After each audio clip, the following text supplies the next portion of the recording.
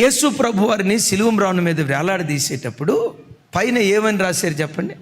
వాళ్ళు నిజంగా హృదయపూర్వకంగా రాశారా, అవహేళనగా రాశారా? అవహేళనగా ఏమని రాశారంటే యూదుల రాజు అని రాశారు. పరలోకపు తండ్రి ఏం చేశాడో తెలుసా? ఎవరి పిచ్చోళ్ళారా, ఆయన యూదులకు మాత్రమే కాదురా, సర్వలోకానికి రాజు, రాజులకు రాజు, ప్రభువులకు ప్రభు, భూపతులందరికీ ఆయన అధిపతిగా చేశాడు. యేసయ్యకి మహిమ కలుగును గాక. నిన్నెవరైనా ఎగతాళిగా కొన్ని మాటలు అంటే ఆమెనంటా ఉండు. ఎవరైనా ఏం సిస్టరు మన ఈ మధ్య కారు కొన్నారంటగా, ఎగతాళిగా కావాలని అన్నారు అనుకోండి, ఏమంటారు? మీ అబ్బాయి కలెక్టర్ అయ్యాడంటగా, మీ పాస్టర్ గారు ప్రపంచం అంతా తిరుగుతున్నాడంటగా, మాదాపూర్ దగ్గర 7 అంతస్తుల భవంతి కట్టుకున్నారంటగా.